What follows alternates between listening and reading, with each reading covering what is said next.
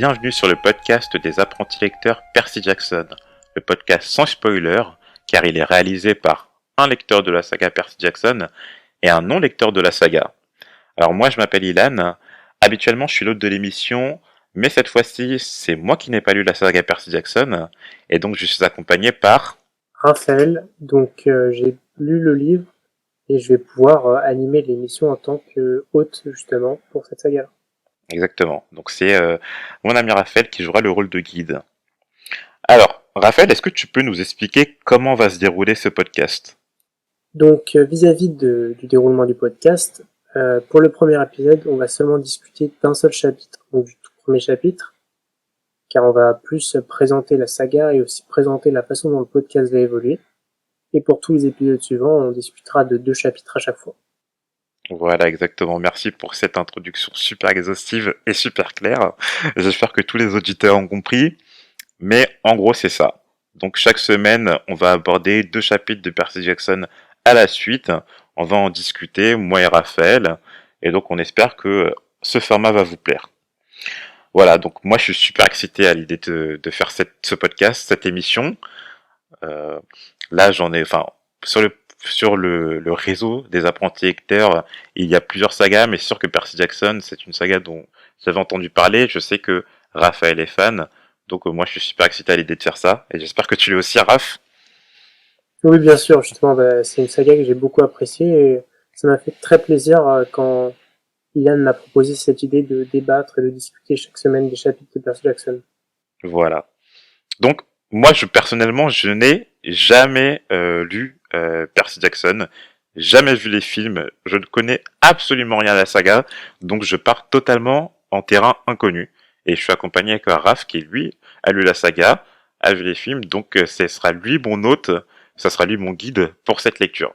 Alors Raph, moi j'aimerais te demander, j'en sais rien en vrai, parce qu'on justement, je n'ai pas voulu en parler avec lui avant le podcast pour vraiment partir sur un terrain vierge. Donc Raph, est-ce que tu peux nous dire comment t'as connu la saga Percy Jackson ? Donc j'ai connu la saga Percy Jackson il y a maintenant presque une dizaine d'années, donc quand j'étais au collège. Un ami m'avait parlé du premier tome et j'ai commencé à le lire. Vu que ça touche à beaucoup de domaines que j'aime beaucoup dans la fantasy et que c'est facile de s'identifier au personnage principal, un peu à la manière d'Harry Potter, je les ai très rapidement lus, que ce soit la saga principale ou les suites et autres histoires en rapport. D'accord. Et donc tu peux, donc c'est ça, donc c'est le fait de que le personnage principal soit facilement identifiable qui t'a plu, c'est ça ? Oui, c'est ça, et toute la, sans spoiler, parce qu'en tout cas on le verra assez rapidement, tout ce qui touche au monde de la mythologie qui est présent dans le livre, et tout ça j'aime beaucoup, tout ce qui est un petit peu fantasy, pouvoir, parce que ça reste un livre très simple à lire aussi, vis-à-vis du vocabulaire, etc., qui est pas trop descriptif, mais qui est quand même assez intéressant à lire, donc je pense que c'est un bon ouvrage à lire quand on est adolescent, et même quand on est adulte, l'histoire reste très plaisante. Donc c'est pour ça que ça m'avait beaucoup plu à l'époque et que ça me plaît toujours de le relire même maintenant. D'accord, ok. Donc il y a 10 ans, bah je crois que je te connaissais pas à ce moment-là. C'est sûr que nous deux on se connaît depuis le lycée, mais je crois que je te connaissais pas à cette époque-là. Donc quand tu as connu la saga, donc ça sera intéressant à avoir ton avis dessus maintenant que voilà, on est un peu plus grand quand même. Donc c'était une petite présentation de ce podcast. C'est adapté pour une première lecture de la saga. Si vous avez jamais lu Percy Jackson, vous pouvez nous écouter chapitre par chapitre, podcast par podcast, parce que vous serez au même niveau que moi qui n'a jamais lu la saga et donc qui va découvrir la suite au fur et à mesure des chapitres. Pareil, si c'est une relecture de la saga, bon, j'espère que vous aimerez bien nous écouter, en débattre, même si bon, si vous connaissez déjà la suite, ça sera intéressant d'avoir le point de vue d'un non-lecteur.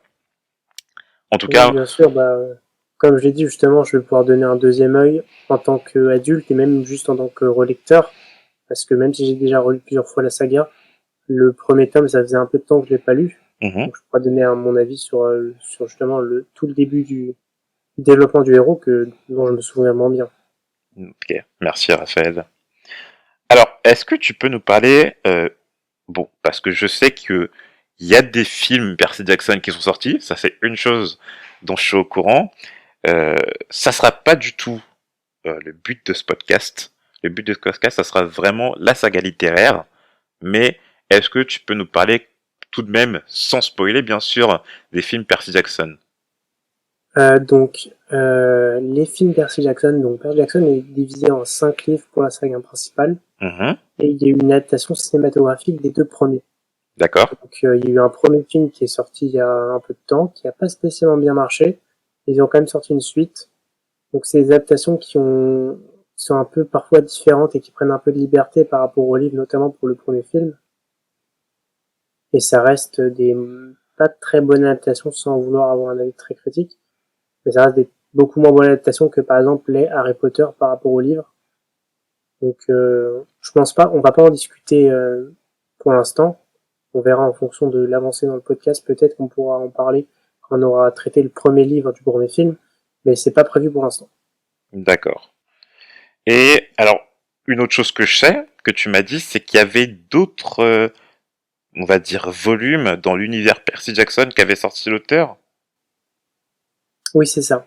Donc en fait, l'auteur a réalisé la première saga Percy Jackson qui est centrée sur les dieux grecs, la mythologie grecque, et Mhm. ensuite une suite dont est, qui est un peu en lien avec la saga Percy Jackson et aussi la mythologie grecque, car Percy Jackson fait encore partie des personnages principaux, mais il y en a de nouveaux qui sont introduits, donc le groupe de personnages principaux qu'on suit est un peu agrandi, donc qui s'appelle les Héros de l'Olympe, et donc c'est la deuxième saga qui est aussi composée de 5 tomes, et ensuite le héros a fait d'autres sagas qui sont pas forcément liées à Percy Jackson, mais aussi encore à la mythologie, mais d'autres types de mythologie, que ce soit nordique ou égyptienne. Ok. Bon, bah, je crois qu'on a à peu près compris. Je crois qu'on a bien introduit quel était le but de cette émission et comment on allait la traiter. Donc, euh, on peut passer au premier chapitre. Si t'es d'accord avec moi, Raphaël, on peut y passer Oui, bien là? sûr. Ok. Donc, avant de parler du premier chapitre, j'aimerais quand même parler de la couverture.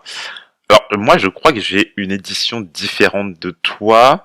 Je suis chez Albin Michel en brochet parce que, alors, moi, j'avais pas quand on a décidé, pardon, de faire ce podcast, j'avais pas à ce moment-là le tome de Percy Jackson en main. Confinement oblige, donc Raphaël me l'a prêté. Mais quand j'ai lu ce chapitre et quand là maintenant j'ai reçu, on est là, je crois qu'on est le deuxième ou troisième jour du déconfinement. J'ai reçu enfin mon livre, donc je suis allé chercher en librairie, que je suis allé chercher en librairie, et j'ai remarqué que les éditions étaient différentes et même le texte à l'intérieur était différent. Donc j'espère que ça posera pas trop de problèmes. Il n'y a pas de raison justement, donc moi j'ai une édition qui est assez vieille, qui a sur la pochette principale justement une image tirée du film, enfin il me semble que même c'est d'ailleurs la couverture du film, Mhm. le poster de couverture du film. Je sais qu'il y a une autre édition qui a une chaussure sur la pochette principale. Vous verrez justement à quoi quelle est la mention de cette chaussure dans le livre. Mais du coup, comme tu m'as dit, ton édition est un peu différente. Je pense que c'est juste une édition renouvelée, vu que le film est moins d'actualité, mais il n'y a pas spécialement plus d'intérêt, en tout cas, à étudier cette couverture. D'accord. Alors, juste parce que, alors, tu as dit au niveau de la couverture, mais aussi le texte est différent, je crois, donc je sais pas si on pourra faire une comparaison entre l'édition que tu as et l'édition que j'ai. Peut-être que ça rajoute des détails, peut-être que ça en enlève. De toute façon, on verra au fil de la lecture. D'accord? Bien sûr. Ok. Donc, premier chapitre du Percy Jackson, Le voleur de foudre, hein, le premier tome, qui s'appelle Je pulvérise ma prof de maths sans le faire exprès. Alors, un petit résumé de ce chapitre avant de commencer la discussion. Euh, donc, le chapitre commence par un avertissement de, je pense, Percy Jackson sur la vie de Sans-Mêlé. D'après lui, je cite, c'est une vie assez dangereuse qui se termine par une mort abominable. Les Sans-Mêlés ont l'air d'être du coup au courant de l'être, de sentir un changement en eux, et d'autres personnes peuvent aussi, d'après le narrateur, être conscientes de ce changement, et ça serait ces personnes qui seraient dangereuses pour les Sans-Mêlés. Donc ça c'est la première page. Le chapitre qui se poursuit par le récit de l'enfance du narrateur, donc Percy Jackson. C'est un enfant à problème, à qui il a l'air d'arriver beaucoup d'emmerdes et qui est dans un institut à New York. Sa classe de 6e fait une sortie dans dans le musée des Beaux-Arts, dans le département des antiquités grecques et romaines. Il est accompagné alors de deux professeurs, Monsieur Brunner, le professeur de latin, et Madame Dodds, la professeure de maths. Donc, le premier professeur, Monsieur Brunner, a l'air assez pédagogue et sympathique, tandis que la deuxième, assez antipathique au contraire. Avec ça, on parle en détail de deux de ses camarades, une peste nommée Nancy Bobofit, et son meilleur ami, le meilleur ami de Percy Jackson, pas de Nancy, Grover Underwood.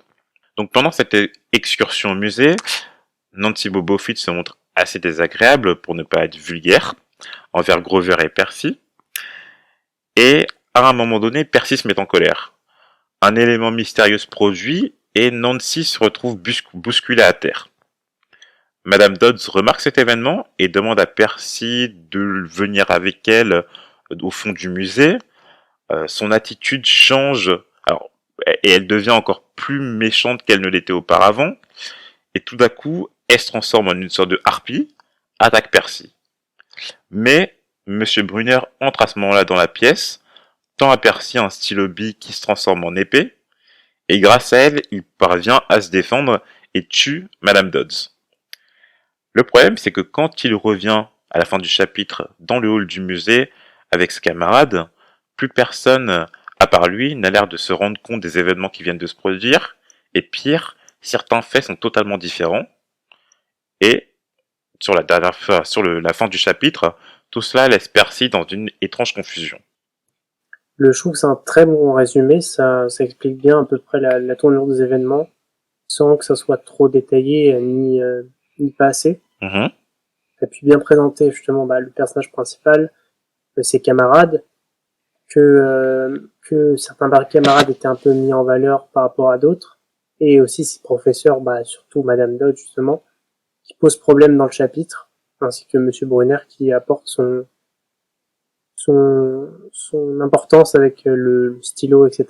Je trouve que c'est un bon résumé qui montre un petit peu le début de partie mystique avec tout ce qui s'est passé de façon mystérieuse avec le héros, mais sans trop être détaillé. Cool. Là, je suis en joie et tout que tu aies vu mon résumé. J'ai passé beaucoup de temps. Donc, j'étais un peu stressé. Comme c'était mon premier. Mais bon, ok. Ça marche comme ça. Alors, du coup, pas mal d'interrogations par rapport à ce premier chapitre. En même temps, c'est un premier chapitre, forcément. Il instaure l'histoire, donc on a en droit de se poser des questions. On peut se demander justement c'est quoi comme type de questions qu'on peut se poser. Parce que comme on a un petit peu en parallèle un petit peu avec Harry Potter, on avait déjà parlé, tout ce qui s'est passé de mystérieux avec le héros, l'événement mystérieux avec la fontaine, ce serait un petit peu une référence ou juste un parallèle avec les scènes de l'aquarium ou du vivarium, je sais plus. Si, c'est ça. Dans Harry Potter avec le serpent, justement. Yes, exactement, avec le zoo. Alors, c'est vrai qu'il y a beaucoup de références à Harry Potter. Déjà, la première, c'est le sang mêlé.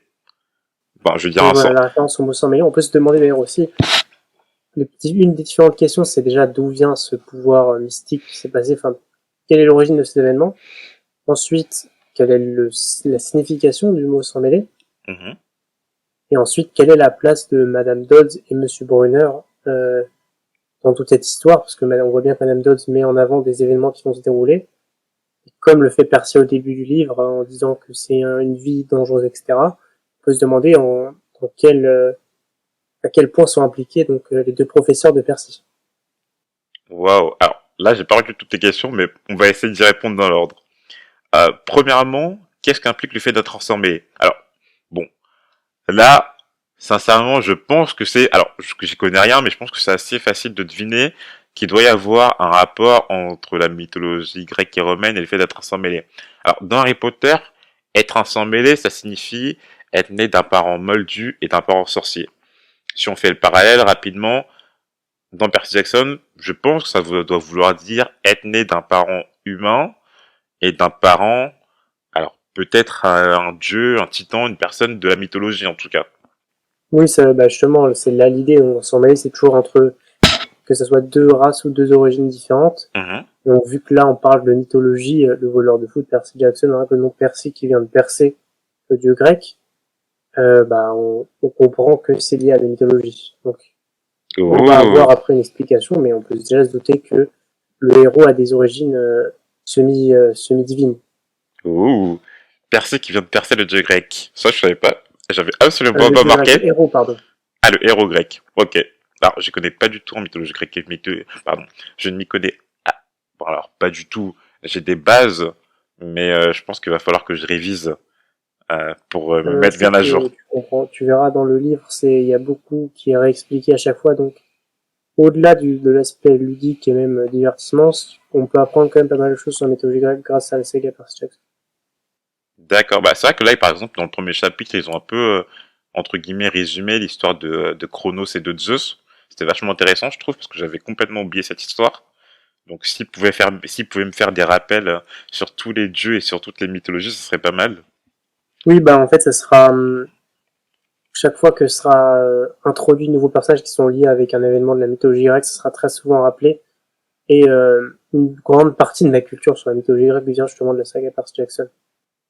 Ah, donc t'es pas le genre de mec et tout qui a lu des encyclopédies, qui a regardé des films, donc Euh, J'avais lu le livre La mythologie en collège, en quatrième ou en cinquième, c'est un livre de 1000 pages sur la mythologie. Mhm. J'avais lu, mais vu que c'était pour les cours et même il y avait beaucoup de passages très descriptifs, très ennuyants, bah, je m'en souvenais pas forcément de tout. Et après, j'ai pu redévelopper ma culture grâce à la saga Percy Jackson ou juste grâce à Assassin's Creed Odyssey qui se passe dans les temps grecs. Ah, très bon jeu Assassin's Creed Odyssey, j'approuve. Ok. Alors, du coup, on s'en mêlait, mais alors, on a vu dans le chapitre que, alors, Percy a supposément une mère qui habite, pareil, dans un hôtel à New York. C'est une déduction assez simple, et du coup, ça viendrait de son père, le côté mêlé. Pas d'information du tout du côté de son père dans le chapitre, en tout cas. Non, justement, vu qu'elle a l'aspect emmêlé, et donc vu que sa mère est décrite comme un humain, on peut comprendre que justement la partie mythique viendra de son père. Ok. Ok, ok. Alors, deuxième question que je vais me poser, quelle est la place de Monsieur Brunner et de Mrs. Dodds dans cette histoire? Alors, Monsieur Brunner, on nous le présente comme un prof, comme j'ai dit dans mon résumé, pédagogue, qui veut essayer d'apprendre beaucoup de choses à Percy, et avec les événements de fin de chapitre, on comprend qu'il a une implication dans tout ça. Même si, à la fin de chapitre, bon, je sais pas s'il fait semblant, s'il a vraiment une amnésie ou quoi, mais en tout cas, il a une implication dans cette histoire. Et donc, il y a un passage qui est assez marquant, c'est quand, alors du coup, il demande à Percy de lui faire un résumé de l'histoire de Zeus et Chronos, comme dit précédemment, et Percy, sa conclusion, en tout cas son ressenti, c'est que Monsieur Brunner veut le plus possible le pousser à avoir une connaissance sur cette mythologie, en tout cas, ou sur ces deux mythologies, et même plus que ça, il veut que Percy soit le meilleur. Oui, on peut justement se demander pourquoi il a autant d'entrain et il voit autant d'importance au fait que Percy soit le meilleur. Mais ça sera bien mis en avant justement dans la suite du livre, on comprendra, tout est bien expliqué. Mais c'est vrai que quand je lis juste le premier chapitre, on peut se demander pourquoi le professeur fait autant de zèle avec son élève. Hum, exactement. Alors, il y a aussi c'est aussi suite à la question alors je crois que c'est Nancy qui l'a posé, à quoi ça va nous servir de savoir tout ça dans la vie réelle, dans notre futur métier, etc. Et donc la réponse du prof, c'est que justement toutes ces choses vont servir à Percy dans la suite de sa vie. Donc il a sûrement la connaissance du fait que Percy soit est ensemble mêlé, soit a une grande importance, soit que en tout cas ces deux mythologies vont avoir une grande importance dans la suite de sa vie. Je Oui, voilà, donc on peut voir que ça sera un petit peu déjà expliqué, enfin on va peut-être avoir un début d'explication à tout ce qui tourne autour de la mythologie dans la vie de Percy Jackson juste après avec son affrontement avec Madame Dodd. Ouais, exactement. Et alors je crois que tu avais posé aussi le problème alors des événements, le parallèle avec Harry Potter, avec les événements qui arrivent à Percy, qui sont un peu mystérieux, un peu magiques, inattendus. Donc dans Harry Potter, comme tu l'as dit, c'était le passage dans le vivarium où une vitre disparaît. Là, alors on nous dit dans le chapitre qu'il y a plusieurs, comment dire, il y a plusieurs éléments particuliers qui sont arrivés pendant l'enfance de Percy Jackson. Et pareil, lors de cette excursion au musée, lors de sa dispute avec Nancy Bobofit, on comprend qu'il la pousse, mais pas vraiment, lui n'a pas l'air de s'en souvenir, et les autres camarades autour de lui disent que l'eau a bougé, ou en tout cas qu'il y a quelque chose qui s'est passé avec l'eau. Donc sûrement, il a des pouvoirs magiques, je suppose. Je pense, en tout cas. Bon, on dit pas plus. Bah, justement, là, pour l'instant, c'est pas encore c'est magie ou quoi, Mhm. mais en tout cas, oui, il y a quelque chose de spécial qui s'est passé avec l'eau. Ok. Je suis content que pour l'instant mes déductions soient à peu près bonnes. Alors, quoi d'autre. Et du coup, on en revient à la deuxième accompagnatrice de cette sortie scolaire, Madame Dodds, qui, dans le chapitre, on voit qu'elle a senti... Alors, on nous dit qu'elle est arrivée au milieu de l'année scolaire, et un passage où, alors, lorsqu'elle combat Percy, entre guillemets, elle dit « Voilà, maintenant je t'ai repéré ». Et ça fait écho à la première page du chapitre, où on nous dit que si, alors, certaines choses se réveillent, chez les sans-mêlés, certaines personnes vont aussi le remarquer et traquer ces personnes. Alors, du coup, je suppose que Madame Dodd, ça fait partie euh, de ceux dont le narrateur, donc Percy, euh, pardon, mettait en garde lors de l'introduction, je crois. Oui, c'est ça. Donc, comme il dit Percy dans l'introduction, ce que je l'ai sous les yeux, il dit qu'une vie sans mêlée, c'est dangereux, on peut avoir des problèmes, ça termine par une mort, donc ça, c'est pas une mort accidentelle, hein. C'est bien qu'il y a des gens qui posent problème, et donc Madame John se présente comme soit ces gens-là, soit elle est au courant des gens qui peuvent porter atteinte à la vie de Percy. Ok. Et le personnage, par contre, sur qui je suis plus intrigué, moi, c'est le meilleur ami de Percy. Comment il s'appelle encore? Grover, c'est ça? C'est ça. Grover Underwood. Alors, lui qui a une attitude assez chelou, euh, c'est-à-dire que on voit que, alors on nous dit qu'il est, alors je sais pas, non je crois que c'est Percy qui est dyslexique, mais en tout cas que pareil, c'est un enfant à problème. Je crois qu'il est assez maigre.